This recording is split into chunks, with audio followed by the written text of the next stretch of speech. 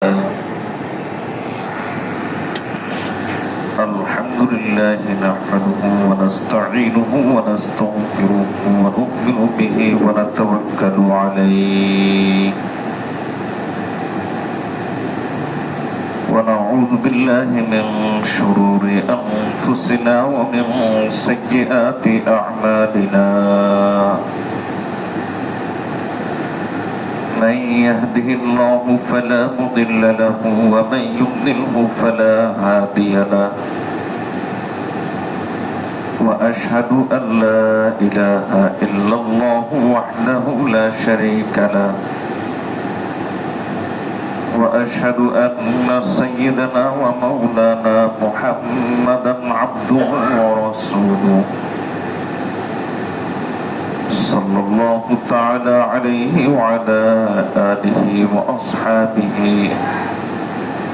وبارك وسلم تسليما كثيرا كثيرا.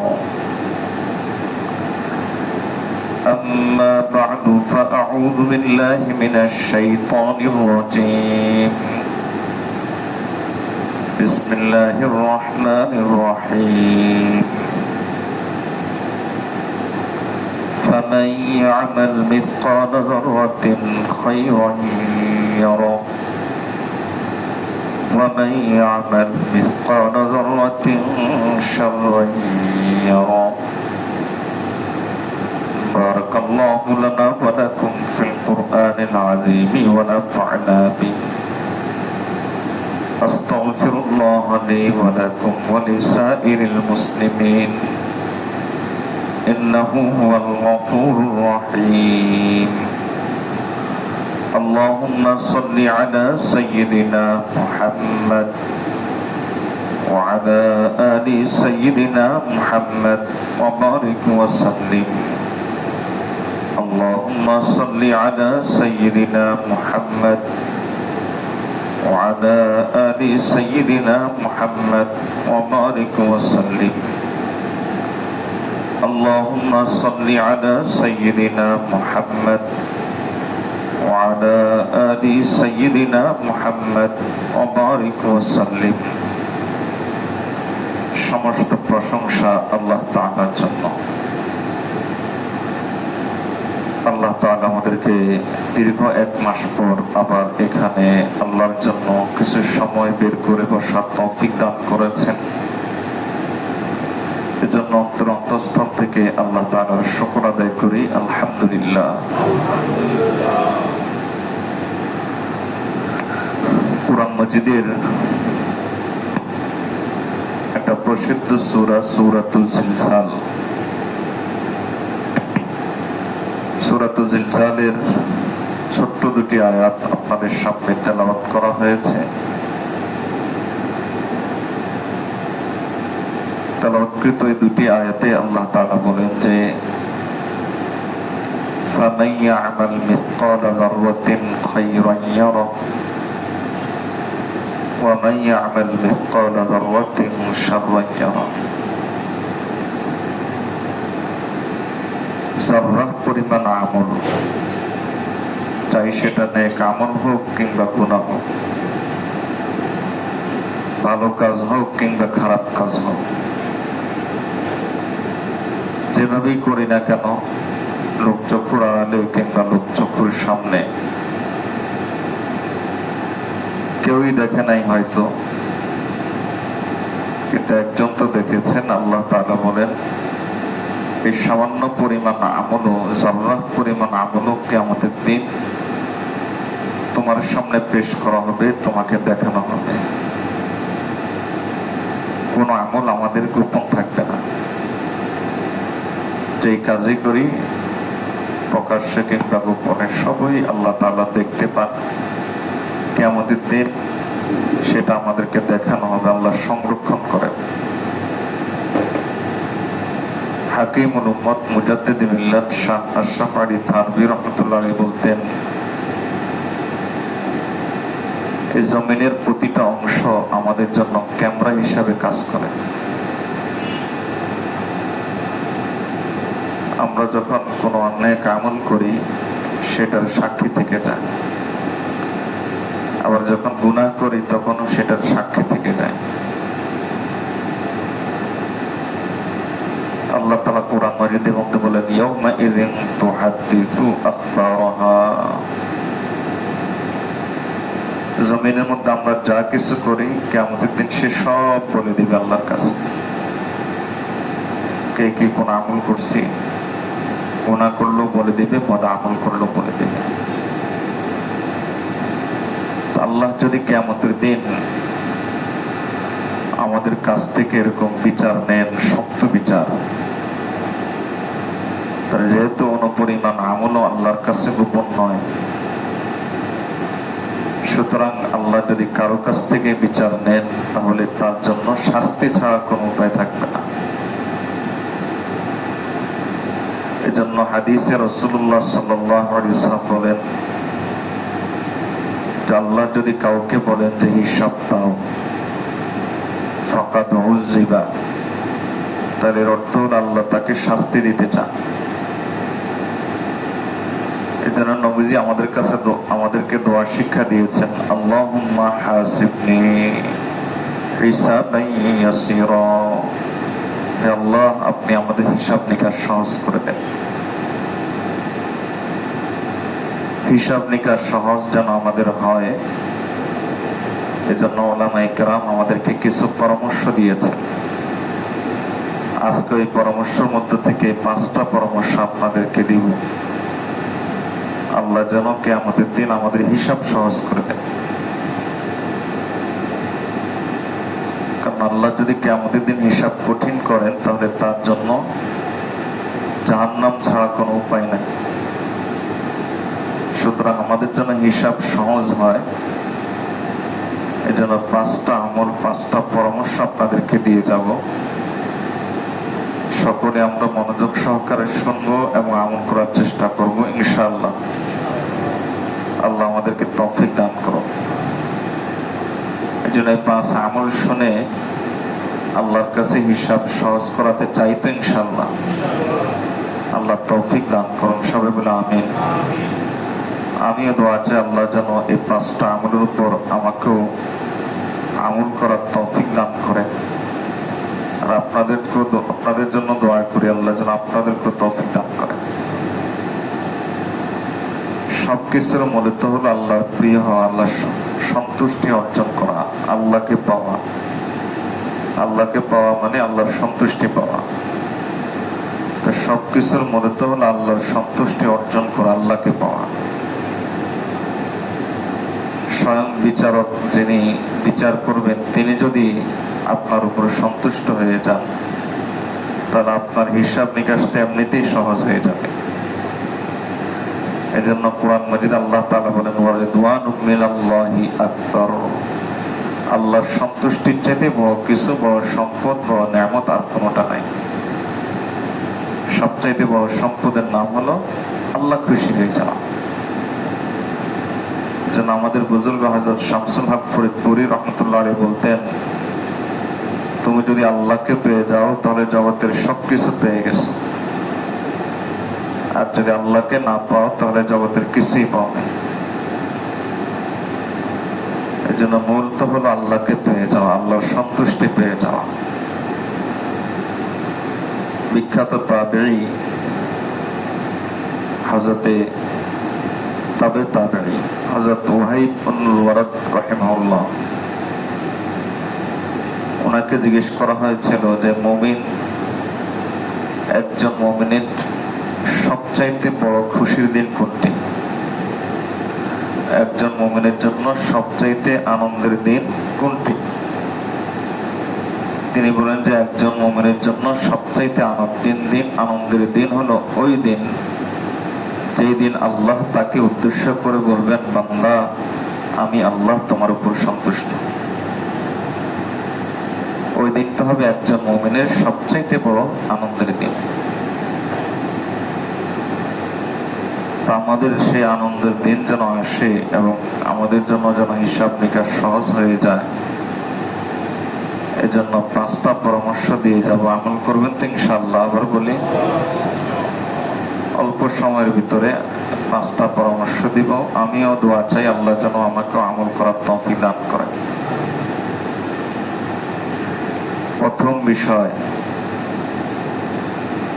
বিষয় হলো নিজের কাছে আদব নিয়ে আসবেন। আদব এক আজীব জিনিস। আপনি দেখবেন অনেক সময় অনেক বড় বড় অপরাধীও বিনয়ের কারণে, আদবের কারণে পার পেয়ে যায়। আবার অনেক সময় ছোট অপরাধী কিন্তু ঘাটতেরামি করে, যার কারণে পার পায় না। এই জন্য আদবের মর্যাদা আল্লাহর কাছে অনেক বেশি। এমনকি হাফিজ ইবনুল কাইয়্যিম রাহিমাহুল্লাহ বলতেন, আদ-দীনু কুল্লুহু আদাবুন। আল্লাহর দ্বীনের, এই ইসলামের পুরাটাই হলো আদব। আল্লাহর দ্বীনের, এই ইসলামের পুরাটাই হলো আদব। আদব অনেক বড় জিনিস। হযরত আবু যর গিফারী রাদিয়াল্লাহু তাআলা আনহু, উনি একদিন এরকম মসজিদের কর্নারে বসা, গায়ের মধ্যে চাদর মুড়ি দেওয়া, চাদর মুড়ি দিয়ে তিনি বসে আছেন। জিবরাইল আলাইহিস সালাম আসলেন, এসে বললেন যে ওই লোকটাকে চিনেন? হ্যাঁ চিনি তো। নবীজি উত্তর দিলেন। জিবরাইল আলাইহিস সালাম উত্তর দিচ্ছেন, আপনারা কতটুকু চেনেন জানি না, তবে এই লোকটা আমরা যারা আকাশে আছি, আকাশের ফেরেশতা, জমিনবাসীর চাইতে আকাশের ফেরেশতাদের কাছে সে বেশি পরিচিত। আপনারা যতটা না চেনেন, তাকে আকাশের ফেরেশতারা আরো বেশি চেনে। আবু বকর সিদ্দিক রাদিয়াল্লাহু তাআলা একটা কথা আছে, রুব্বা রাজুলিন মাজহুলুন ফিল আরদি মারুফুন ফিস সামা। জগতে আল্লাহর এরকম বহু বান্দা আছে, দুনিয়াতে কেউ তাকে চেনে না, কিন্তু আকাশবাসীর কাছে সে খুব সম্মানিত, পরিচিত। ওয়া রুব্বা রাজুলিন মারুফুন ফিল আরদি ওয়া মাজহুলুন ফিস সামা। জগতে এরকম অনেক লোক আছে, দুনিয়াতে খুব পরিচিত, অমুক বড় আলেম, অমুক বড় দিনদার, অমুক বড় দানশীল, অমুক বড় স্কলার, অনেক ভাবে পরিচিত। আল্লাহর কাছে, ফেরেশতাদের কাছে, আকাশের জগতে সে অপরিচিত, আকাশে সে পরিচিত না। তো জিবরাইল আলাইহিস সালাম বলছেন যে, ইয়া রাসূলুল্লাহ সাল্লাল্লাহু আলাইহি ওয়াসাল্লাম, এই লোকটাকে আপনারা কতটা চেনেন জানি না, তবে আমরা আকাশের ফেরেশতারা এই লোকটাকে অনেক চিনি, আপনাদের চাইতে বেশি চিনি। নবী সাল্লাল্লাহু আলাইহি ওয়াসাল্লাম তখন জিজ্ঞেস করলেন, কি কারণে তোমরা আকাশের ফেরেশতারা এই লোকটাকে আমাদের চাইতে বেশি চেনো? এর কারণ কি? কি কারণে বেশি চেনো? তো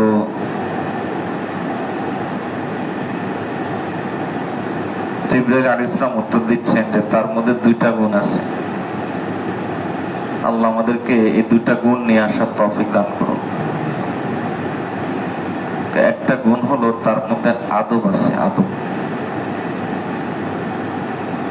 তাহলে আদব, বিনয়, নিজেকে ছোট মনে করা, এটা এমন এক জিনিস যে এর কারণে সে আল্লাহর কাছে প্রিয় হয়ে যায়, ফেরেশতাদের কাছে সম্মানিত হয়ে যায়, আখিরাতে হিসাব নিকাশ সহজ হয়ে যায়। অনেক বড় বিষয়। তো জিবরাইল আলাইহিস সালাম উত্তর দিচ্ছেন, তার মধ্যে একটা হলো বিনয় আছে, আদব আছে। আর আরেকটা কি? আরেকটা হলো, একটা হলো লিসিগারি নাফসিহি, সে নিজেকে ছোট মনে করে, আদব আছে তার মধ্যে। আরেকটা হলো বিলিকাসরাতি তিলাওয়াতি কুল হুয়াল্লাহু আহাদ, যে এই সাহাবী, আপনার এই সাহাবী কুল হুয়াল্লাহু আহাদ এই সূরাটা বেশি তেলাওয়াত করে। আর কুল হুয়াল্লাহু আহাদ এমনিতেই ফজিলতময় সূরা, সুলুসুল কুরআন। কোরআনের 3 ভাগের 1 ভাগ বলা হয়েছে। এক হাদিসে রাসূলুল্লাহ সাল্লাল্লাহু আলাইহি ওয়াসাল্লাম বলেছেন, মান ক্বারাআ 10 মাররাত কুল হুয়াল্লাহু আহাদ, যে ব্যক্তি 10 বার কুল হুয়াল্লাহু আহাদ পড়বে, সূরা তেলাওয়াত করবে, বানাল্লাহু লাহু বাইতান ফিল জান্নাহ, আল্লাহ তাকে জান্নাতে বাড়ি তৈরি করে দিবেন। আদবের এত মর্যাদা কি জন্য? কারণ যার কাছে আদব নাই তার কাছে কিছু নেয়ামত আল্লাহ তাআলা দেন না। এজন্য আল্লাহর এক ওলি খুব সংক্ষেপে বলেছেন, বেআদব মাহরুমে গাশতাজ ফজলের, যার কাছে আদব নাই সে আল্লাহর অনুগ্রহ থেকে বঞ্চিত হয়, কিছু জিনিস সে পায় না। 1 নম্বর, সে আমল করলো কবুল হয় না। আপনি আমল করলেন কিন্তু কবুল হয় নাই। বলতে পারেন যে এর প্রমাণ কি? এর সবচাইতে বড় প্রমাণ তো হল ইবলিস। ইবলিসের কি আমলের অভাব ছিল? 1000 বছর ইবাদত করেছে, কিন্তু এই আমল কি কবুল হয়েছে? কেন কবুল হয় না? আল্লাহর সাথে বেয়াদবি করছে, আল্লাহর মুখের উপর কথা বলছে, আল্লাহর সাথে সরাসরি সে ঘাটতারামি করছে। আল্লাহ বলেন, আব্বা ওয়াস্তাকবারা, সে আমাকে অস্বীকার করেছে আর সে ইস্তাকবার, অহংকার করছে।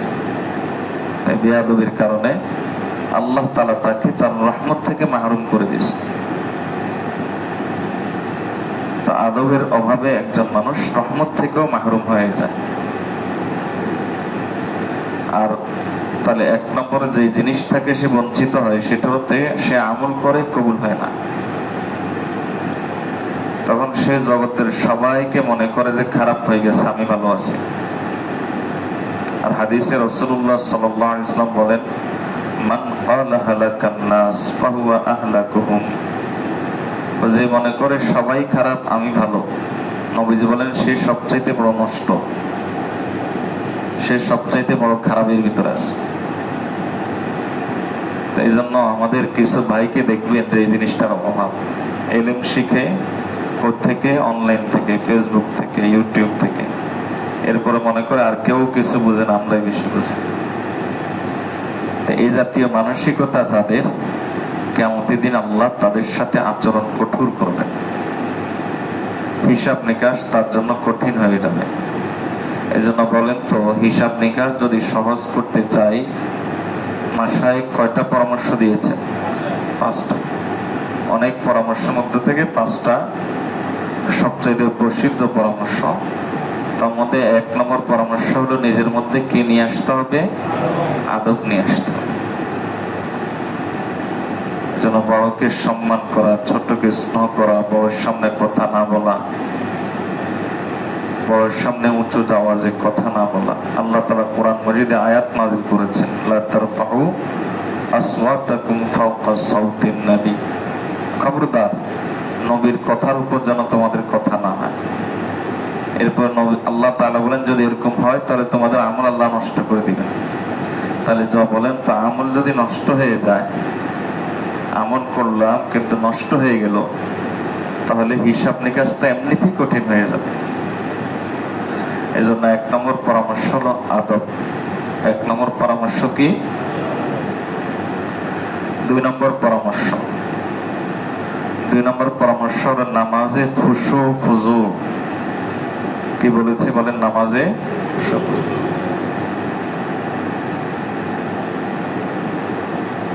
এক হাদিসে রাসূলুল্লাহ সাল্লাল্লাহু আলাইহি ওয়াসাল্লাম বলেছেন যে এই উম্মতের কল্যাণ উঠে যাবে কোন দিন থেকে? নবী সাল্লাল্লাহু আলাইহি ওয়াসাল্লাম বলেন যে যেদিন থেকে উম্মত থেকে নামাজের খুশু খুজু উঠে যাবে। নামাজের খুশু খুজু যেদিন থেকে উম্মত থেকে উঠে যাবে, সেদিন থেকে তাদের থেকে কল্যাণ উঠে যাবে। কারণ নামাজ তো এমন এক ইবাদত, এই ইবাদতের মাধ্যমে একজন মানুষ তার অন্তরের যত রোগ আছে, যত রোগ, সব রোগের চিকিৎসা করতে পারে। এমন এক ইবাদত, এই ইবাদতের মাধ্যমে সে তার জীবনে যত গুনাহ আছে সব গুনাহ থেকে বের হয়ে আসতে পারে। এমন এক আবাদত যে আবাদতের মাধ্যমে তার জীবনের যত পেরেশানি আছে সব পেরেশানি সে দূর করতে পারে। এমন এক আবাদত যে আবাদতের মাধ্যমে তার জীবনের যত অভাব আছে সব অভাব দূর করতে পারে। এখন প্রশ্ন হলো, আমরা নামাজ পড়ি কই, পেরেশানিতে দূর হয় না। নামাজ পড়ি কই, অভাব তো দূর হয় না। নামাজ পড়ি কই, আমাদের মনের শান্তি তো আসে না। নামাজ পড়ি কই, গুনাহ তো ছাড়তে পারি না। নামাজ পড়ি কই, অন্তরের রোগ হিংসা তো দূর হয় না। এর কারণ হলো নামাজের খুশু খুজু নেই। এর কারণ কি? নামাজে খুশু খুজু নেই। আল্লাহ আমাদের নামাজে খুশু খুজু নিয়ে আসার তৌফিক দান করুন। সবাই বলেন আমিন। রাসূলুল্লাহ সাল্লাল্লাহু আলাইহি সাল্লাম হাদিসের মধ্যে বলেছেন, তুমি আল্লাহর ইবাদত এমন ভাবে করো কাআন্নাকা তারা ফাইন লাম তাকুন তারাহু ফাইন্নাহু ইয়ারাক, কেমন যেন তুমি আল্লাহকে দেখতে পাচ্ছ। যদি এই পর্যায়ে পৌঁছতে না পারো তাহলে কমপক্ষে এই কল্পনা করো যে আল্লাহ তোমাকে দেখতে পাচ্ছেন। এটা আজীব কথা আমাদের মাশায়েখ বলেন। তারা বলেন যে কোন ব্যক্তি যদি 2 রাকাত নামাজ পরিপূর্ণ খুশু খুজুর সাথে আদায় করতে পারে, একবারে তাকবীরে তাহরিমা থেকে শুরু করে সালাম ফিরানোর আগ পর্যন্ত, মাঝখানে 1 সেকেন্ডের জন্য 1 মুহূর্তের জন্য তার খুশু খুজু নষ্ট হয় নাই, মনোযোগ নষ্ট হয় নাই, তার পুরো সময়টা মনে হয়েছিল যে সে আল্লাহর সামনে দাঁড়িয়ে আছে। তো আমাদের মাশায়েখ বলেন যে এই 2 রাকাত নামাজ যদি সে এভাবে আদায় করতে পারে, তাই 2 রাকাত নামাজের মাধ্যমে সে আল্লাহর ওলি হয়ে যেতে পারে। 2 রাকাত নামাজ দিয়ে। তো এত বড় রাসূলুল্লাহ সাল্লাল্লাহু আলাইহি ওয়াসাল্লাম কি বলতেন? কুররাতু আইনি ফিস সালাহ, আমার চোখের শীতলতা হলো নামাজের মধ্যে। তো নামাজের মধ্যে খুশু খুজু নিয়ে আসার চেষ্টা করব ইনশাআল্লাহ। বলি, হাদিসের মধ্যে এসেছে কিয়ামতের দিন সর্বপ্রথম কিসের হিসাব হবে বলেন? নামাজের। এরপর নবীজি কি বলেন? আমরা তো এতটুকু জানি, বাকিটা জানি না। আজকে থেকে বাকিটা বেশি মুখস্থ রাখবেন। নবীজি বলেন, ফাইজা সালুহাতিস সালাতু সালুহাত সাইরু আমালিহি ওয়া ইজা ফাসাদাতিস সালাতু ফাসাদাত সাইরু আমালিহি। যার নামাজ ঠিক মতো পাওয়া যাবে, খুশু খুজু আছে, নামাজে তার মনোযোগ ছিল, গাফলতি নাই, অবহেলা নাই, তো যদি এমনটা হয় তাহলে আল্লাহ তাআলা তার অন্য আমলগুলো এমনিতেই ঠিক করে দিবেন।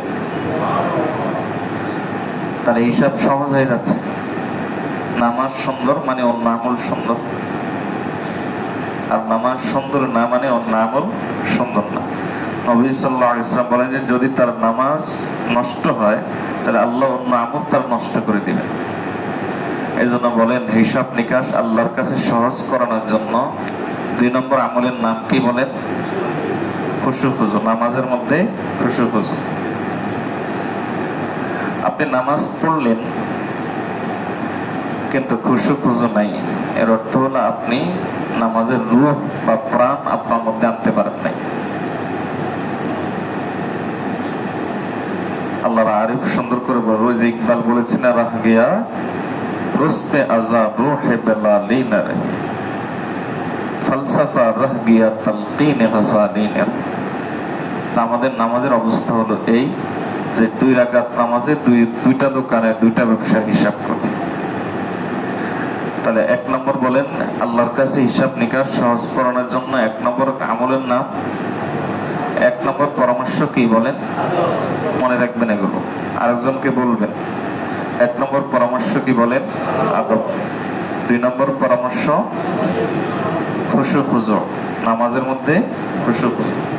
আপনার নামাজে খুশু খুজু যত হবে, আল্লাহ আপনার হিসাব নিকাশ তত সহজ করবেন। নামাজ যত মনোযোগ সহকারে পড়তে পারবেন, আল্লাহ আপনার হিসাব নিকাশ তত সহজ করবেন। এমনকি রাসূলুল্লাহ সাল্লাল্লাহু আলাইহি ওয়াসাল্লাম বলেন যে লাস্তাজদাতুন ওয়াহিদাতুন খায়রুম মিনাদ দুনিয়া ওয়া মা ফিহা। একটা সিজদা যদি তুমি ঠিক মতো দিতে পারো, তাহলে একটা সিজদার দাম আল্লাহর কাছে দুনিয়া এবং দুনিয়ার মধ্যে যা কিছু আছে তার চাইতে উত্তম। একটা সিজদার দাম এত। আল্লাহ আমাদেরকে তৌফিক দান করুন, সবাই বলে আমিন। 3 নম্বর পরামর্শ, আমরা যদি আমাদের হিসাব নিকাশ আল্লাহর কাছে সহজ করাতে চাই, 3 নম্বরটা বললে তো অনেকের মনে কষ্ট যায়। ওইটা হলো হারাম থেকে বেঁচে থাকতে হবে। হারাম, কারণ আপনি যতই দিনদার হন, কিন্তু আপনার জিন্দেগিতে যদি হারাম থাকে তাহলে হিসাব কঠিন হয়ে যাবে। রাসূলুল্লাহ সাল্লাল্লাহু আলাইহি ওয়াসাল্লাম বলেন যে আতিব মাতআমাকা তাকুন মুস্তাজাবাত দাওয়াত। হে সাদ, খাদ্যকে হালাল করো, তাহলে তুমি এদিক থেকে হাত তুলবা, ওদিক থেকে আল্লাহ তোমার দোয়া সঙ্গে সঙ্গে কবুল করে নেবেন। হারাম মানেই হলো অন্যের হক নষ্ট করা। যত প্রকার হারাম আছে, চাই সুদ বলেন, ঘুষ বলেন, যত ধরনের হারাম আছে, হারাম মানেই হলো কারো না কারো হক নষ্ট করা। তাহলে কারো না কারো হক নষ্ট করা মানে এটা বান্দার হক। হাকিমুল উম্মত মুজাদ্দিদে মিল্লাত আশরাফ আলী থানভী রাহমাতুল্লাহ দৃষ্টান্ত দিতেন, এটা জানবার ঘুম আসে মনে হয়। হাকিমুল উম্মত মুজাদ্দিদে মিল্লাত আশরাফ আলী থানভী রাহমাতুল্লাহ দৃষ্টান্ত দিতেন, একটা বদনা বা বালতি, এর ভিতরে পানি ঢালা হচ্ছে, এর নিচে ছিদ্র। তাহলে বলেন ওই বালতিটা কখন কিভাবে এটা ভর্তি হবে? ভর্তি হবে না, নিচে ছিদ্র দিয়ে সব পানি পড়ে যাবে। হারাম হলো নিচে ছিদ্র। আপনি নামাজ পড়লেন, দান সদকা করলেন, জিকির আজকার করলেন, কান্নাকাটি করলেন, এগুলো সব আপনার আমলনামায় জমা হচ্ছে। তা আপনার আমলনামা ধরেন এটা হলো বালতি, এখানে এসে জমা হচ্ছে, ব্যাংকে জমা হচ্ছে, কিন্তু নিচে ছিদ্র। মানে কি? নবীজি দৃষ্টান্ত দিচ্ছেন যে তুমি অমুকের গীবত করছো, ওয়াকাদ যালামা আলা হাযা, অমুকের উপর জুলুম করছো, অমুককে অপবাদ দিছো, অমুকের পকেট মেরে টাকা ইনকাম করছো। কিয়ামতের দিন নবীজি সাল্লাল্লাহু আলাইহি ওয়াসাল্লাম বলেন যে এই হবে সবচাইতে গরীব। সাহাবায়ে কেরামকে জিজ্ঞেস করলেন যে তোমরা বলো তো সবচাইতে গরীব কে? সাহাবায়ে কেরাম বলেন যে আমাদের ধারণা মতে সবচাইতে গরীব হলো ব্যক্তি মাল্লা দিনার আলাহু ওয়ালা দিরহাম আলাহু, যার টাকা পয়সা নাই সে হলো গরীব। নবীজি বলেন না, সবচাইতে অসহায় ব্যক্তি না, অসহায় হলো এই ব্যক্তি, এক ব্যক্তি অনেক আমল নিয়ে আসবে, হজ আছে, যাকাত আছে, জিকির আছে, কান্নাকাটি আছে, কত কিছু আছে, কথার কথা দাওয়াতে তাবলীগের চিল্লা আছে, সাল আছে, তো দাড়ি আছে, টুপি আছে, পাগড়ি আছে, অনেক আমল আছে, কিন্তু এই লোক বান্দার হক নষ্ট করছে, কারো গীবত করছে, কারো উপর জুলুম করছে। এখন কিয়ামতের দিন আল্লাহ তাআলা তাদেরকে বললেন যে তোমাদের পাওনা নিয়ে নাও এই লোকের কাছ থেকে। তো এই লোকের পাওনা যখন, এই সব লোকের পাওনা যখন পরিশোধ করা শুরু করবে, কিয়ামতের ময়দানে তো কারেন্সি হলো নেক আমল, নেক আমল দিয়ে পাওনা পরিশোধ করা শুরু করবে। করতে করতে একটা পর্যায়ে তার আমল নামে আর কোনো নেক আমল থাকবে না। নবীজি সাল্লাল্লাহু আলাইহি ওয়াসাল্লাম বলেন যে সে তিহামা পাহাড় পরিমাণ আমল নিয়ে এসেছে, কিন্তু তার আমল নামা এখন খালি। শুধু খালি হয় নাই, এবার পরও তার পাওনাদার রয়ে যাবে, এখনো বান্দার হক রয়ে যাবে। কারণ আল্লাহ তাআলা বলবেন যে একটা কাজ করো, এর এখনো তো নেক আমল নাই, তাহলে ব্যবস্থা কি? যারা পাওনাদার তাদেরও তো এরকম কিছু গুনাহ আছে, তারাও তো এরকম কারো না কারো হক নষ্ট করছে। একটা কাজ করো, তাদের গুনাহগুলো এই লোকের আমলে এনে দাও। তাই এই লোক একদিকে তার আমলনামা খালি হয়ে যাবে, আরেকদিকে অন্যের বোঝা তার কাঁধে নিয়ে আসা হবে। এই হলো সবচেয়ে অসহায়। বলেন, বান্দার হক যদি আপনি নষ্ট করেন, তাহলে আপনার হিসাব নিকাশ এবার আপনি বলেন সহজ হবে না কঠিন হবে? কঠিন হয়ে যাবে, সহজ হবে না, এটা কঠিন হয়ে যাবে। এই জন্য 3 নম্বর পরামর্শ হলো হারাম থেকে বেঁচে থাকা। বলেন 3 নম্বর পরামর্শ কি? কয়টা পরামর্শ গেছে? বলেন 1 নম্বর আদব, 1 নম্বর আদব, 2 নম্বর নামাজে খুশু খুজু অর্থাৎ মনোযোগ সহকারে সুন্নতের সাথে নামাজ আদায় করা। 3 নম্বর হারাম থেকে বেঁচে থাকা। 3 নম্বর কি বলেন? হারাম থেকে। 4 নম্বর পরামর্শ, 4 নম্বর পরামর্শ হলো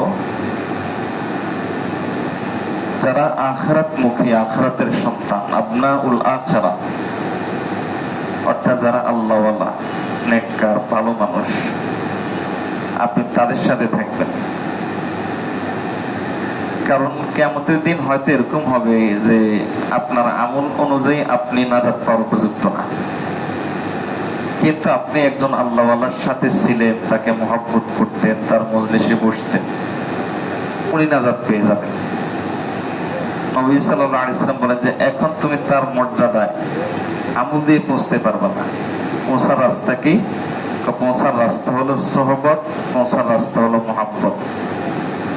তুমি তাকে মহব্বত করো, তার সোহবতে থাকো, তাহলে আল মারউ মা মান আহাব্বা, যে যাকে মহব্বত করবে কিয়ামতের দিন তার সাথে তার হাসর হয়ে যাবে। আপনার আমল আপনার কম, ঠিক আছে, আপনার আমল নামে গুনাহ বেশি, ঠিক আছে, কিন্তু আপনি যদি যাদের আমল নামে আমল অনেক আছে তাদের সাথে যদি আপনি থাকেন, তাহলে আপনার তাদের সাথে সাথে আপনার হিসাবটাও সহজ হয়ে যাবে। এজন্য সাহাবায়ে কেরাম রাদিয়াল্লাহু তাআলা আজমাইন বলতেন যে ঈমানের পরে আমরা সবচেয়ে বেশি খুশি হয়েছি নবীজির এই কথা দ্বারা, আল মারউ মা মান আহাব্বা, যে যাকে মহব্বত করে তার হাসর তার সাথে হবে। ঈমানের পরে আমরা সবচেয়ে বেশি খুশি হয়েছি এই কথা দ্বারা। এজন্য আল্লাহওয়ালাদের সোহবতে থাকা, আল্লাহওয়ালাদেরকে মহব্বত করা, নেক মানুষকে মহব্বত করা, নেক মানুষকে ভালোবাসা। একটা প্রসিদ্ধ ঘটনা আছে, হাসান বসরি রাহিমাহুল্লাহ এই ঘটনাটা বলেছেন। হাসান বসরি রাহিমাহুল্লাহ বলেন যে কিয়ামতের দিন কিছু নেক মানুষ তারা জান্নাতে চলে যাবে, তাদের নেক আমলের কারণে তারা জান্নাতে চলে যাবে। তো জান্নাতে গিয়ে তারা ফেরেশতাদেরকে বলবে, আচ্ছা দুনিয়াতে আমার কিছু বন্ধু ছিল, আমার ওই বন্ধুরা কই? আর যাদের কথা জিজ্ঞেস করা হবে তারা কিন্তু জান্নাতে। এই নেক মানুষটা আছে কোথায়? জান্নাতে। আর যাদের কথা জিজ্ঞেস করা হবে তারা আছে কোথায়? জান্নাতে। শুধু জিজ্ঞেস করবে এতটুকু, এতটুকুতেই আল্লাহ তাআলা ফেরেশতাদেরকে সঙ্গে সঙ্গে নির্দেশ দিবেন যে এই লোকের জাহান্নামী বন্ধুদেরকে তাড়াতাড়ি জাহান্নাম থেকে উঠায় নিয়ে আসো। দেখছেন নেক মানুষের সাথে থাকলে কত সহজ হয়ে যায়। এই লোকের তাড়াতাড়ি নিয়ে আসো, ওখান থেকে তাড়াতাড়ি তাকে উঠিয়ে নিয়ে আসো, তুলে নিয়ে আসো। যখন এদেরকে ওই যে যারা জাহান্নামে আছে তাদেরকে যখন জাহান্নাম থেকে তুলতে যাবে ফেরেশতারা, তখন বাকি জাহান্নামীরা জিজ্ঞেস করবে যে এরা যে নাজাত পেল কি কারণে, কে সুপারিশ করছে? তারা বলবে যে কেউ সুপারিশ করে নাই। বলে এ কি কোনো নবীর আওলাদ? এ কি কোনো হাফেজের মা বাবা? এ কি কোনো আলেমের মা বাবা? কে সুপারিশ করছে? ফেরেশতারা বলবে কেউ সুপারিশ করে নাই, তার একজন ভালো বন্ধু, নেককার ভালো মানুষ, সে জান্নাতে চলে গেছে। জান্নাতে গিয়ে সে শুধু জিজ্ঞেস করছে আমার বন্ধু কই, শুধু এই কথা জিজ্ঞেস করছে, বন্ধুদেরকে নিয়ে আসে, সুপারিশ করে নাই। সে শুধু জানতে চাইছে যে আমার বন্ধু কোথায়, এজন্য তাকে নাজাত দিয়ে দেওয়া হচ্ছে। তখন ওই জাহান্নামী, বাকি জাহান্নামীরা যে কথা বলবে, হাসান বসরি রাহমাতুল্লাহ আলাইহি বলেন আল্লাহ তাআলা এই কথাই কোরআন মাজিদে বলেছেন, ফামালানা মিন শাফিঈন ওয়ালা সাদিকুন ওয়া হামীম। কাহা, আজকে আমাদের কোনো সুপারিশকারী নাই, কোনো বন্ধু নেই, অন্তরঙ্গ এরকম কোনো বন্ধু নেই। হাসান বসরি রাহমাতুল্লাহ বলেন দেখো এই লোকগুলো জাহান্নাম থেকে নাজাত পাচ্ছে তাদের নামাজের কারণে না, এই লোকগুলো জাহান্নাম থেকে নাজাত পাচ্ছে তাদের যাকাতের কারণে, সাদকার কারণে, জিকিরের কারণে, তাহাজ্জুদের কারণে, জিহাদের কারণে, তাবলীগের কারণে, এগুলোর কারণে না। এই লোকগুলো নাজাত পাচ্ছে জাহান্নাম থেকে শুধুমাত্র তার কিছু ভালো মানুষের সাথে সম্পর্ক ছিল, কিছু আল্লাহওয়ালার সাথে সম্পর্ক ছিল, একজন আল্লাহওয়ালার সাথে সম্পর্ক ছিল, একজন নেক বান্দার সাথে সম্পর্ক ছিল, এজন্য সে এখান থেকে নাজাত পেয়ে যাচ্ছে। এজন্য আমরা এই কাজটা করবো তো ইনশাআল্লাহ। কয়টা পরামর্শ গেছে বলেন? এক নম্বর আদব, 2 নম্বর নামাজের খুশু খুজু, 3 নম্বর হারাম থেকে বেঁচে থাকা, 4 নম্বর আল্লাহ ওয়ালাদের সুন্নাত, 4 নম্বর কি সব আমলকে ওই যে বলা হয় না যে তেজ বাড়িয়ে দেওয়া, শক্তিশালী করে দেওয়া, তো সব আমলকে বুস্ট করে আর কি, তেজ বাড়িয়ে দেয়, শক্তিশালী, ইনহ্যান্সার, মানে এটা আরো গতি বাড়িয়ে দেয়। তো সব আমলকে এটাকে আরো শক্তিশালী করে দেয় একটা আমল। আপনার জীবনের যত আমল আছে, ধরেন আপনি গুনাহ ছাড়তে পারেন না, আপনি এই আমলটা করেন, আল্লাহ গুনাহ ছাড়ার যোগ্যতা দিয়ে দিবেন। ধরেন আপনার নামাজে খুশু খুজু নাই, আপনি এই আমলটা করেন, আল্লাহ নামাজে খুশু খুজু ধীরে ধীরে দিয়ে দিবেন। আপনার মধ্যে কৃপণতা আছে, আপনি বখিল মানুষ, নবীজি বলেন যে তুমি যদি বখিল হও, এই আমলটা করো, ওটার বিকল্প হয়ে যাবে, তোমার বখালত কৃপণতার বিকল্প হয়ে যাবে, আল্লাহ তোমাকে সদকার সব তোমার আমলনামায় দিয়ে দিবে।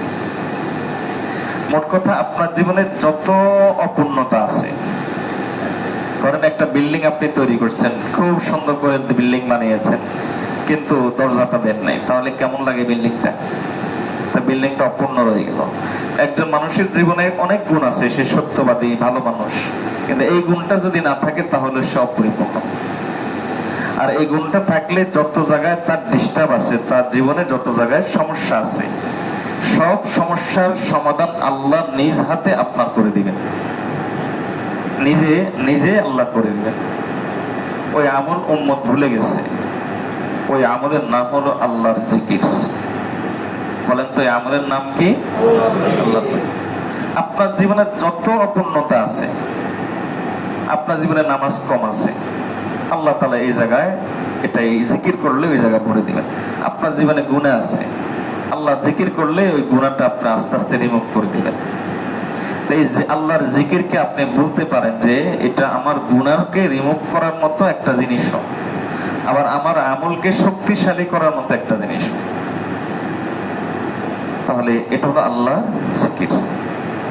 আমরা আল্লাহর জিকির করবো তো ইনশাআল্লাহ।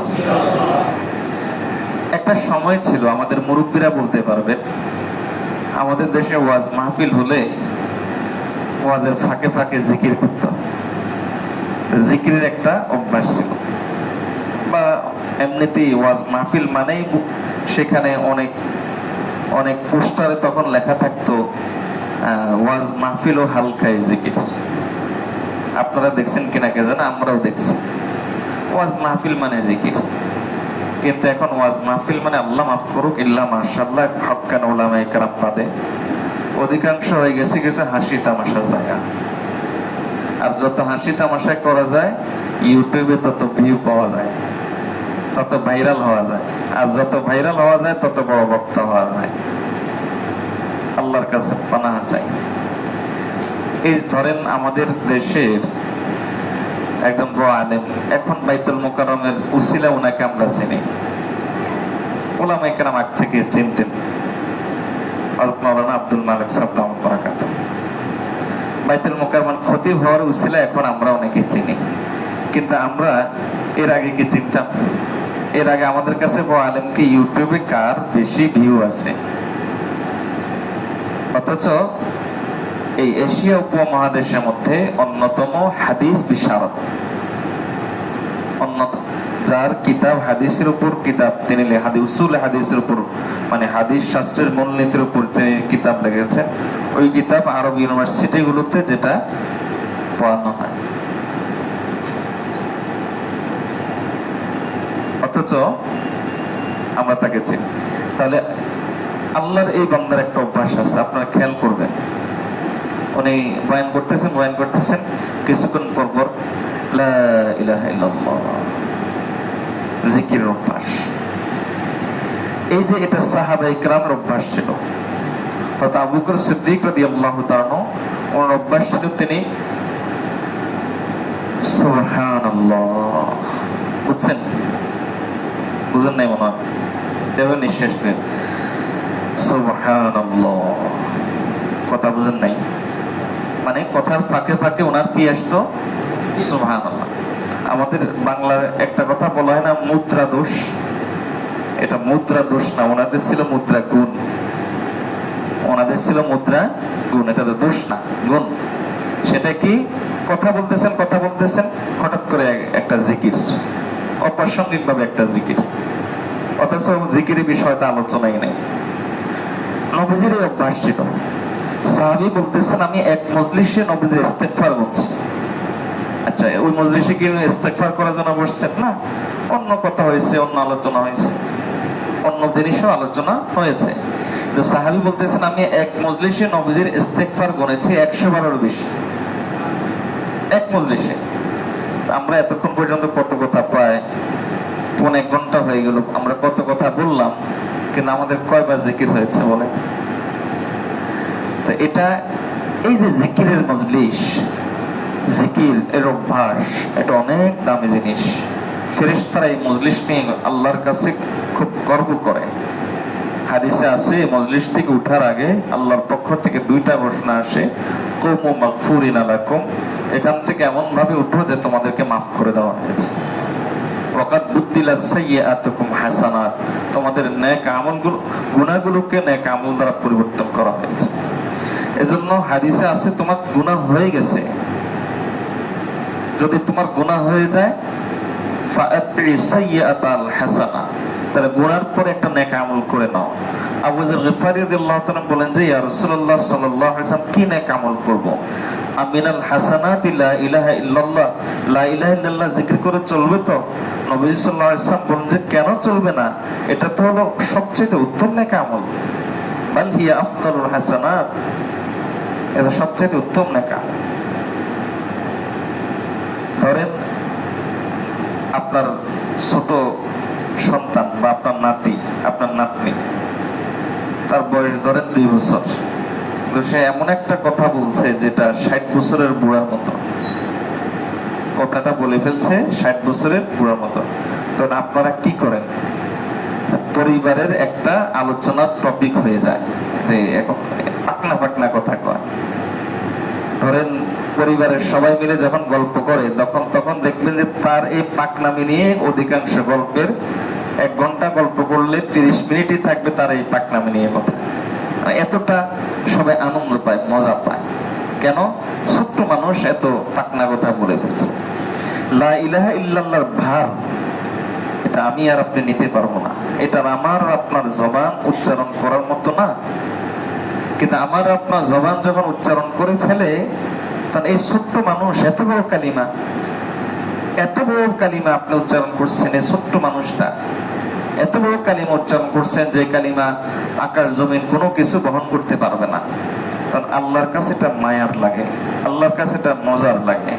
তখন আল্লাহ তাআলা ফেরেশতাদেরকে দেখানোর জন্য ফাফাতাকাল্লাহু সামাআ ফাতহান হাত্তা ইয়ামজুরা ইলা কাইলিহা, নবীজি সাল্লাল্লাহু আলাইহি ওয়াসাল্লাম বলেন যে আল্লাহ তাআলা তখন ফেরেশতাদেরকে দেখার জন্য যে আমি একে কি পরিমাণ মায়া করি, আল্লাহ আকাশটাকে ফাঁক করে দেন। আকাশটাকে ফাঁক করে ওই বান্দার দিকে তাকান, ওই বান্দার দিকে বিশেষ রহমতের নজর দেন। এজন্য জিকির আহাব্বুল কালামি ইলাল্লাহি আরবা, আল্লাহর কাছে সবচেয়ে প্রিয় কথা কয়টা? 4টা। বলেন তো আমাদের সবচেয়ে প্রিয় কে? একজন মুমিনের মাশউক হাকিকি, মাহবুব হাকিকি কে? আমাদের সবচেয়ে প্রিয় হলেন আমাদের আল্লাহ। তাহলে আমাদের আল্লাহর কাছে যে কথাগুলো প্রিয়, সেই কথাগুলো আমাদের প্রিয় হওয়া দরকার না? তাহলে আমরা আল্লাহকে কি মহব্বত করলাম? এজন্য রাসূলুল্লাহ সাল্লাল্লাহু আলাইহি ওয়াসাল্লাম বলেন আহাব্বুল কালামি ইলাল্লাহি আরবা, সুবহানাল্লাহ ওয়ালহামদুলিল্লাহ ওয়া লা ইলাহা ইল্লাল্লাহ আল্লাহু আকবার। এই 4টা কালিমা বেশি বেশি করে, এই 4টা কালিমা জিকির করব ইনশাআল্লাহ। বলি ইনশাআল্লাহ। এখন জিকিরের অভ্যাস করার জন্য প্রথম তাসবিহ হাতে রাখতে পারেন। বলতে পারেন যে তসবিহ হাতে রাখলে তো শরম লাগে, এটা শরম না, এটাকে শরম বলা হয় না।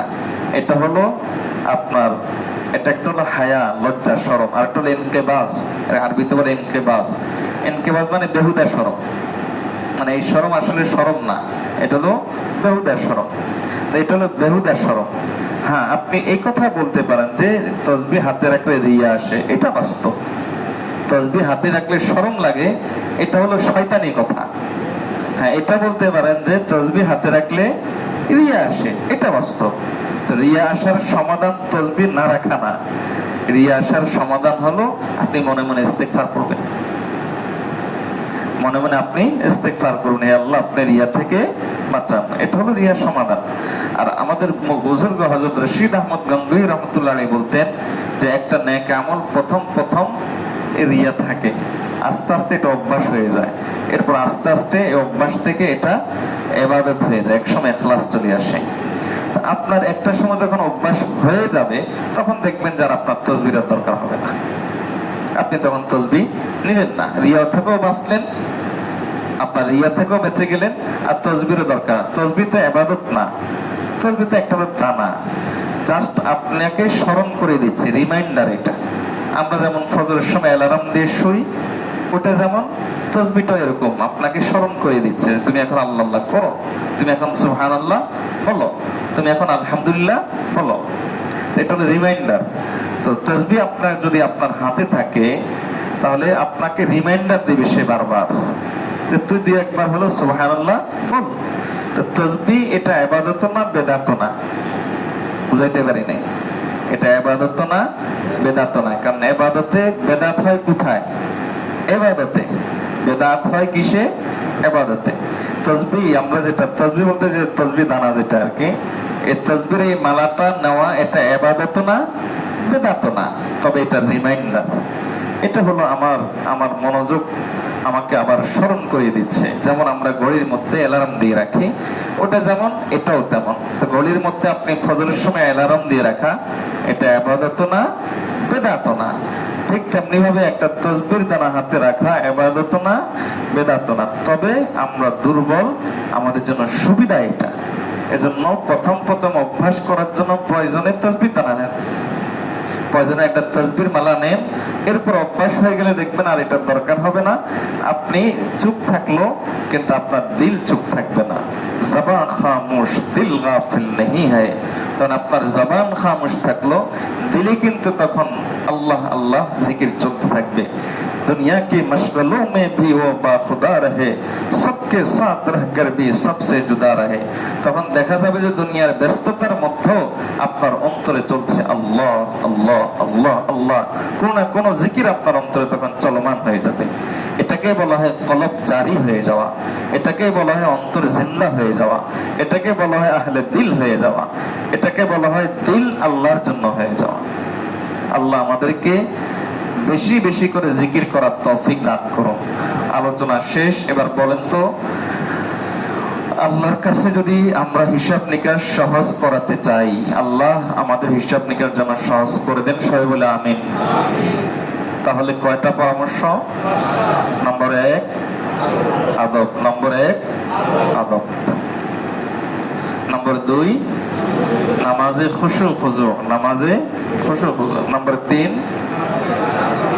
হারাম থেকে বেঁচে থাকা। নম্বর 4 আল্লাহ ওয়ালাদের সোহবত এবং মহাব্বত ও সোহবত। নম্বর 5 আল্লাহর জিকির। এই আল্লাহর জিকির আমার সব অপূর্ণতাকে পূর্ণ করে দিবে, সব দুর্বলতাকে শক্তিশালী করে দিবে। আল্লাহ আমাদেরকে এই 5টা পরামর্শ মেনে চলার তৌফিক দান করো। ওয়া আখিরু দাওয়ানা আনিল হামদুলিল্লাহি রাব্বিল আলামিন। আমরা অল্প সময়ে জিকির করব, 5-7 মিনিট আমরা জিকির করব, এরপরে দোয়া হবে। খুব মহব্বতের সাথে পড়ি লা ইলাহা